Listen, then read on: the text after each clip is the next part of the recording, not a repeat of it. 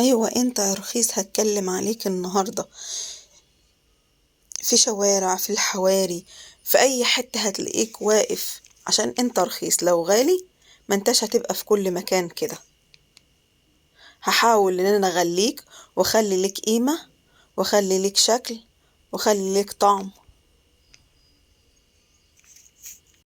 انا اللي هشهرك، انا اللي هخلي كل بيت ان شاء الله تكون موجود فيه شكل وطعم بأقل حاجة. مش هنستخدم إلا منتجين بس. هغليك أهو في كل البيوت، وهخلي طعمك وسيرتك على كل لسان.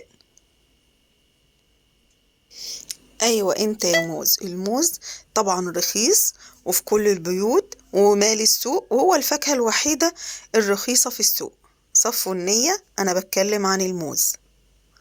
تمام، الموز عندنا هو مستوي. هنعمله أكلة حلوة أوي، مش هنضيف عليه مكونات كتير. هو فول سوداني بس، يعني موز وفول سوداني بس، هو ده الأكلة. خليكم معايا عشان تعرفوا أنا عملت إيه. هنجيب الفول السوداني كده هنغسله. أيوة هنغسله. هتحطيه على مية ممكن تحت الحنفية وكذا مرة لحد ما تحسي إن هو بقى نضيف وحلو كده. أنا هعمله قدامكم اهوت. احط على المية واقوم مشطفاه كده واقوم حاطه على مية مرة واتنين. لو انتي عايزة تحطيه زي ما انا قلت على طول في الحنفية مش مشكلة، على طول وتصفيه بمصفى وخلاص على كده، ومية جارية هيبقى نضيفه زي الفل. بعد كده هنجيب طاسة وهنحمصه. ممكن تحمصيه في الطاسة كده وتقفي على طول، بس خلي بالك عشان ممكن يتلطع منك بسرعة. او ممكن ان انت تحطيه في الفرن وتعمليه يتحمص برضو. اهم حاجة عندي التحميصة دي بعد الغسيل. حمصي حمصي لحد ما تحسي ان اللون الابيض بتاع الفول ده بقى غامق، وهو سخن كده هنحطه وهنفرمه. او سيبيه يبرد سنه بسيطه يبقى دافيان، تحسي ان هو ايه الفوله بقت جامده معاكي كده ومحمصه وحلوه. انا عايزاكي تفرميه في بتاعه الفلفل والكمون فرمه ضعيفه، مش فرمه قويه وتحسي ان هو بقى بودره خالص كده. لا، انا عايزاه يبقى فيه حبه مطحونين وحبه خشنين. تمام. هنجيب الموز زي ما حضراتكم شفتوا كده. هنجيب الموز ونقشره ونجيب الشوكة وبعدين نفرمه بالشوكة بالمنظر ده. خلاص تمام. احنا بقى عايزين فول في المرحلة دي ناعم، فانا هعمل بالمصفى كده. هحط الناعم على الموز، والخشن انا عايزاه في الاخر خالص، في اخر الفيديو هقولك هنعمل بقى ايه.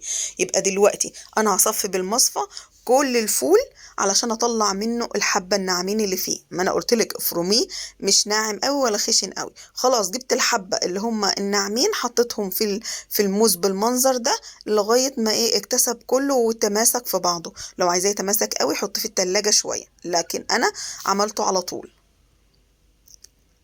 ممكن تعمليها بالمنظر ده دايرة كبيرة، بس الأحسن اعملي دايرة صغيرة عشان انت مستعجلة. تعملي دايرة صغيرة هيتمسك بسرعة، لكن لو عايزة تعملي دايرة كبيرة زي المنظر ده لازم تحطيه في التلاجة يستريح شوية. يبقى احنا عملنا الفول الخشن. عملنا بإيه؟